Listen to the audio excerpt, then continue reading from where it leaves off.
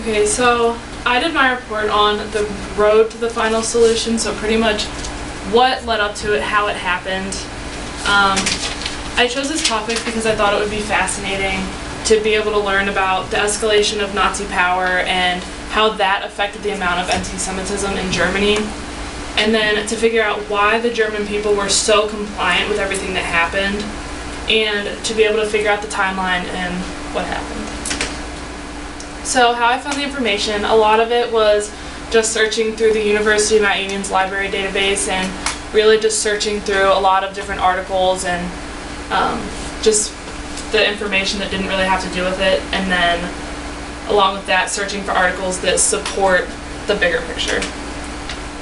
So one of my main sources that I used was called The Final Solution, A Genocide, and it gave an in-depth look at how the genocide of Jews came to be, and it allowed me to look more deeply into the history behind what happened.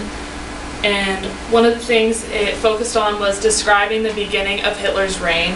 So it talked about how Hitler came from a privileged background and that he had a relative sense of well-being and superiority, but the way that he came across this was by discriminating against others.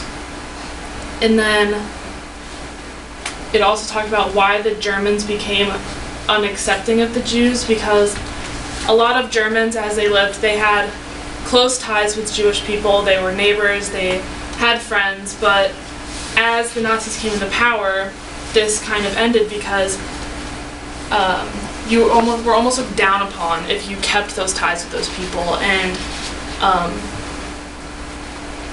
just your overall welfare was pretty much threatened by the Nazis. So people cut a lot of these ties that they had with Jews. And then another big source that I had was Adolf Hitler and the Holocaust, and it focused on Hitler and the Nazis' use of propaganda, and how in the beginning stages of their reign, propaganda and uses of examples of Jewish revolts that happened were really how they plagued the German people against the Jews. And so one of these uses of Jewish rebellion, or the Jewish rebellions that they used, led to things such as Kristallnacht, which was the Night of the Broken Glass. And how Germans giving into the Nazi power gave the movement a lot of momentum. So the failure for the German people to see through the Nazi lies and pretty much resist a lot of obvious moral things that were wrong really just advanced what was going on. And then the legislation of discrimination based on lineage, so how pretty much you would have to state what religion you were in and all that kind of stuff. The Germans that weren't Jewish, by them saying what their lineage was, it was off-putting the Jewish people even more and setting them aside. And then also it talked about Germans wanting to protect themselves and their families, increased the discrimination against Jews because they began shunning and really just going against the Jewish people. And the link between public acquiescence in discrimination and increased indifference of Jews before and during the mass genocide began really just kept Hitler's plan on track. So important things that I found were just from the beginning of his life, Hitler showed a lot of traits that reflected who he became. And this is such as the inability to establish normal human relationships, an intolerance and hatred for Jews, a tendency of outbursts, and a readiness to live in a fantasy world. And as Hitler came into power, Germans paid a lot less attention to Jews as time went on, and they actually benefited from this that happened. So some benefited in a secondary way as business owners, and they would take advantage that because Jews were being shunned, their businesses would do better because of it, so they benefited. And then some benefited directly as they would steal from Jewish people, they would steal from Jewish shops, they would steal property.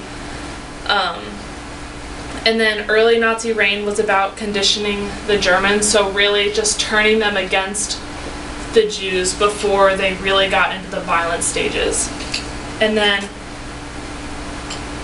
with this, it kind of explains how Hitler kept escalating the process of turning the Germans against the Jews. And there were two conflicting strands of racial thought. It was between the thoughts of the Nazis and the SS soldiers. The Nazis saw more of a literal viewpoint that Jews were infectious to the German population. That if a woman had sex with a Jewish man, that she would be diseased and just couldn't touch a German man. And then the SS soldiers viewed it from more of a scientific point, so that the quality of the German population would be overall improved if the Jews were not reproducing with the Germans. And as it escalated, a lot of violence erupted. So this is such as Kristallnacht, the Night of Broken Glass, which was 2 days where Jewish shops were destroyed, synagogues were burned down, and over 20,000 Jewish people were arrested. And then the last point is that Hitler was responsible for the mass executions in Poland in 1939 and 1940. A lot of the times he avoided openly speaking about murder, but he was always very straightforward of his dream of a racially pure empire, and an empire that would tolerate no Jews. And these are my references.